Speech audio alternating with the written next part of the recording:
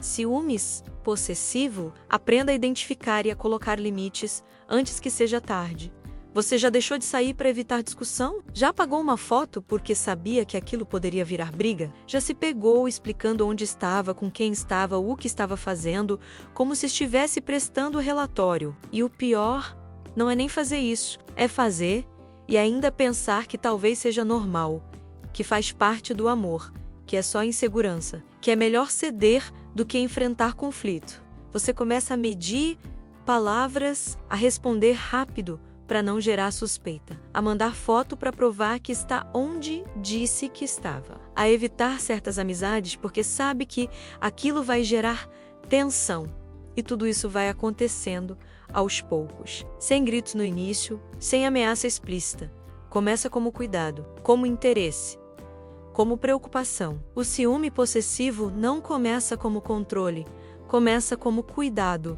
Ele diz que é porque se importa, porque tem medo de perder você, porque já sofreu no passado. E você entende, você acolhe, você tenta tranquilizar, só que, enquanto isso, sua liberdade começa a encolher. Hoje você vai aprender a identificar quando o ciúme deixa de ser insegurança e vira ameaça. E mais importante, como colocar limites antes que sua autonomia desapareça de vez. Porque quando o amor começa a sufocar, já não é só amor.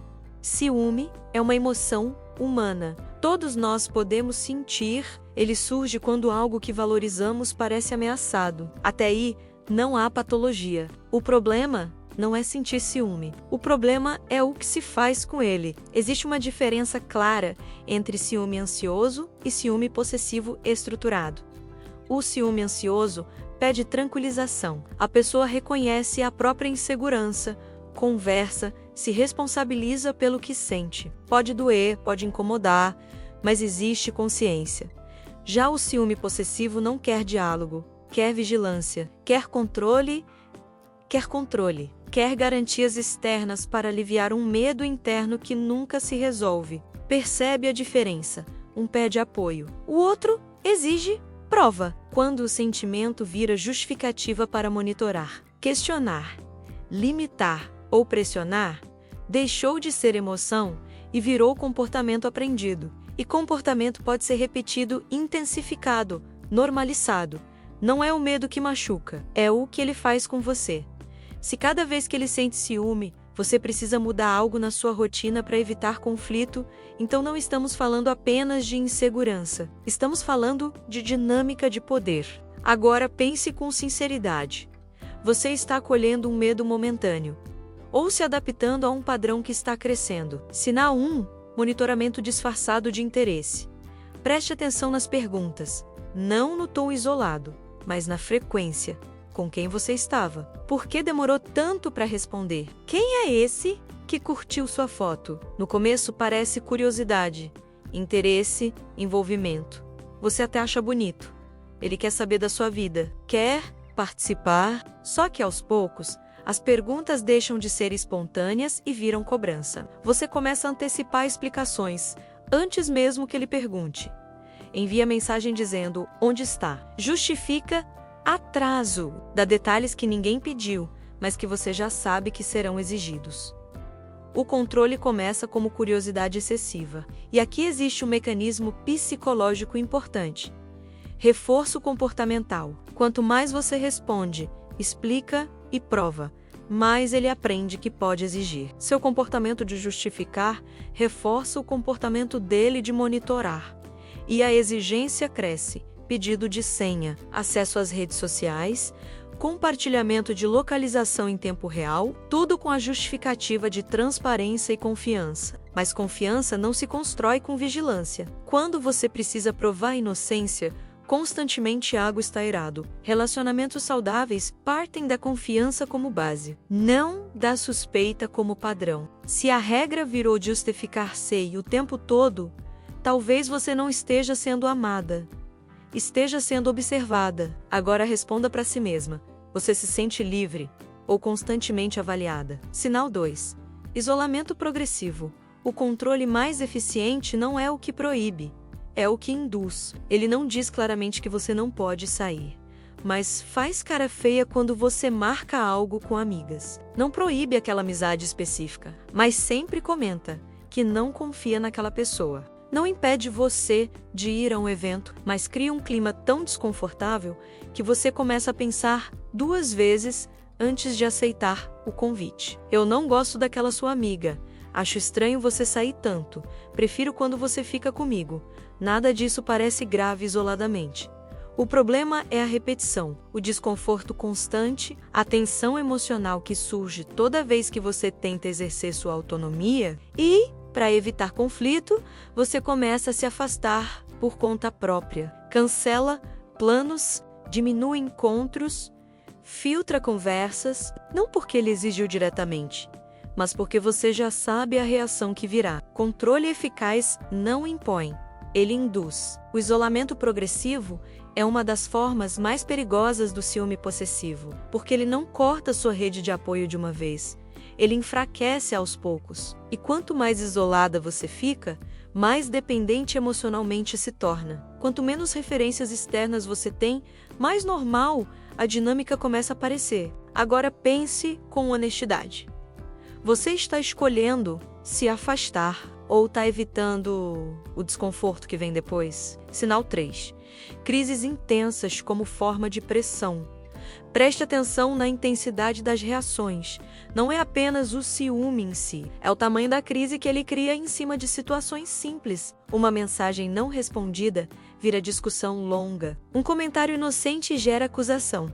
Uma saída com amigo se transforma em drama emocional. Explosões desproporcionais não são coincidência, são ferramenta. Quando toda situação vira conflito intenso, você começa a evitar qualquer coisa que possa provocar nova crise. Seu cérebro aprende rápido. Se sair gera tensão, melhor não sair. Se conversar com alguém gera acusação, melhor reduzir contato. Isso cria hipervigilância. Você começa a monitorar seu próprio comportamento o tempo inteiro. Pensa antes de agir. Filtra palavras. Evita movimentos naturais. E muitas vezes vem acompanhado de frases como: se você continuar assim, não sei se aguento, ou você está destruindo nossa relação. Percebe o peso disso? A responsabilidade pela estabilidade emocional da relação passa a ser sua. Crises constantes funcionam como pressão psicológica. Não precisam ser agressivas, basta serem intensas o suficiente para cansar você. E quando o desgaste emocional vira rotina, você não percebe que já está vivendo em estado de alerta. Agora reflita. Você está vivendo uma relação ou administrando crises para manter a paz? Sinal 4. Inversão de responsabilidade. Existe uma frase que aparece com frequência em relações marcadas por ciúme possessivo. Se você não fosse assim, eu não ficaria com ciúme. Percebe? O que acontece aqui? O sentimento é dele, mas a responsabilidade vira sua.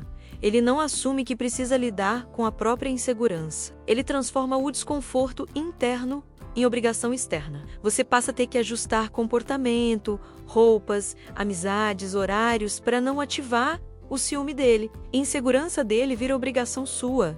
Isso é externalização de culpa. Em vez de reconhecer o medo como algo que precisa ser trabalhado internamente, ele projeta em você a tarefa de evitar que esse medo apareça.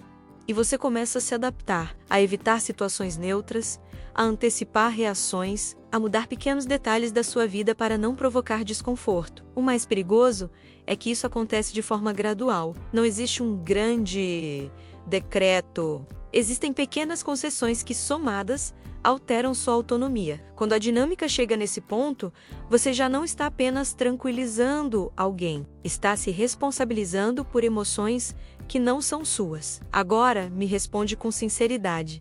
Você está vivendo sua vida ou gerenciando a insegurança de outra pessoa? Sinal 5. Sua liberdade está diminuindo.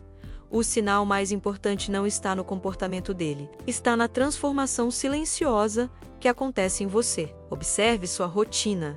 Você está mudando seu comportamento para evitar reação? Está pedindo permissão. Onde antes havia autonomia, está explicando escolhas simples como se estivesse pedindo aprovação? Talvez você não perceba de imediato, mas pequenas adaptações começam a vir a regra. Você pensa antes de postar algo. Avalia se determinada roupa vai gerar comentário. Evita mencionar certos assuntos porque sabe que pode virar discussão. Isso não é maturidade, é autocensura. Quando sua liberdade começa a diminuir, algo está estruturalmente errado, porque relações saudáveis expandem sua vida, elas não reduzem seu espaço. Relacionamentos equilibrados aumentam segurança interna. Controle reduz. Se você sente que precisa medir constantemente sua espontaneidade para manter estabilidade, sua liberdade já está sendo impactada. E aqui está o ponto central. Quanto mais você se adapta para evitar conflito, menos você vive de forma autêntica. Agora pense com profundidade. Você está crescendo dentro dessa relação ou está se encolhendo para caber nela?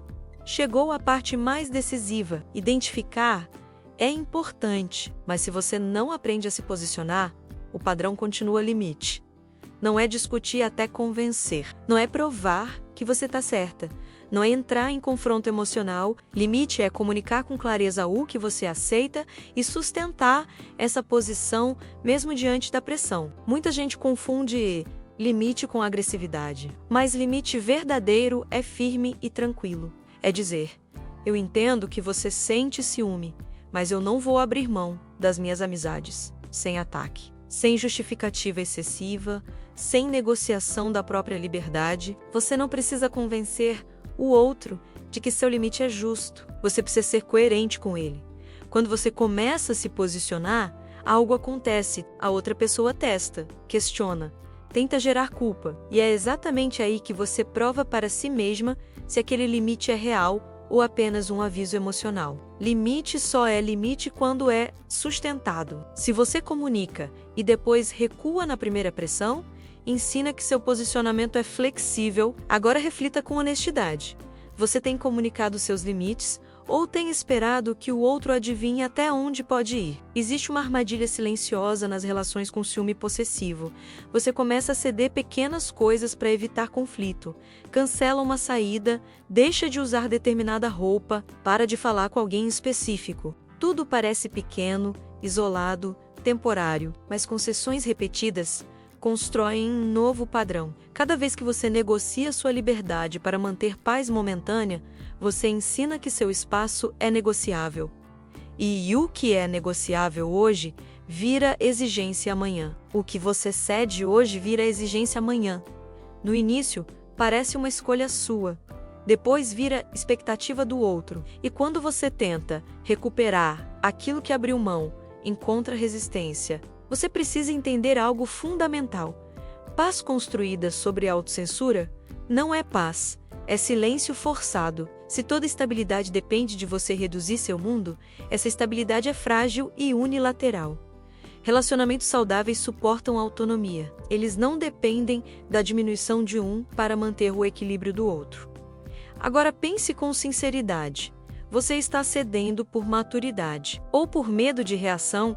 Existe um momento que revela tudo. Não é quando você explica, não é quando você justifica, é quando você coloca um limite claro e observa a reação. Quando você diz, eu não vou compartilhar minha senha, ou eu vou continuar vendo meus amigos, ou simplesmente eu não concordo com essa cobrança. O que acontece depois? Se existe maturidade emocional, pode haver desconforto, pode haver conversa, mas a respeito, a pessoa pode não gostar, mas reconhece que você tem direito à própria autonomia. Agora, se a resposta for intensificação de controle, chantagem emocional, silêncio punitivo ou tentativa de inverter a culpa, isso é informação. A reação ao limite revela a estrutura da relação, porque quem respeita você respeita seu posicionamento. Quem precisa controlar você reage ao limite como ameaça. Esse é o teste real. Não é o discurso sobre amor, não são as promessas de mudança. É a forma como ele lida com sua autonomia. E aqui você precisa ser honesta consigo mesma. Você está sendo respeitada ou está sendo pressionada a recuar? Existe um ponto em que o diálogo não resolve, um ponto em que o limite já foi comunicado, sustentado, testado, e mesmo assim o controle aumenta. Se o ciúme evolui para ameaça, intimidação, isolamento completo, monitoramento obsessivo, invasão de privacidade constante, Isso deixou de ser insegurança. É risco. Não romantize comportamento controlador. Não espere que o tempo cure aquilo que está se intensificando. Quando o padrão vira sufocamento, você não está diante de alguém que só precisa de tranquilização. Está diante de alguém que precisa de controle para se sentir seguro. E quando a segurança do outro depende da sua restrição, sua liberdade deixa de ser prioridade. Sair não é fracasso, não é desistência. É decisão estratégica quando o ambiente se torna emocionalmente nocivo. Mas sair exige clareza e preparo. Fortaleça sua rede de apoio. Organize seus recursos. Não anuncie impulsivamente se perceber tendência a reações agressivas. Planejamento é proteção. Relacionamentos saudáveis permitem espaço. Relações controladoras exigem vigilância. Agora, a pergunta mais importante: você está tentando salvar a relação ou está tentando salvar a si mesma? O ciúme não é prova de amor, é prova de medo. Medo de perder, medo de não ser suficiente, medo de ser abandonado. Mas quando esse medo começa a invadir sua rotina, limitar suas escolhas e reduzir sua liberdade, ele deixa de ser sentimento e vira sistema de controle. Você não nasceu para viver sob vigilância. Não nasceu para justificar cada passo. Não nasceu para encolher sua vida para caber na insegurança de alguém. Se você anda medindo palavras, evitando situações simples, apagando partes de si para manter estabilidade, isso não é cuidado. É alerta. Relacionamentos saudáveis fortalecem sua autonomia. Eles não exigem que você diminua para manter a paz. Agora eu quero que você reflita com honestidade. Você está numa relação ou sob constante monitoramento? Se esse conteúdo fez sentido para você, escreva nos comentários. Eu escolho liberdade. Não é apenas uma frase, é um compromisso interno. Inscreva-se se quer fortalecer sua mente e aprender a identificar padrões antes que eles te consumam. Compartilhe com alguém que talvez esteja vivendo isso e ainda não percebeu. Liberdade emocional não é luxo, é necessidade, e ninguém que te ama de verdade deveria te fazer abrir mão dela.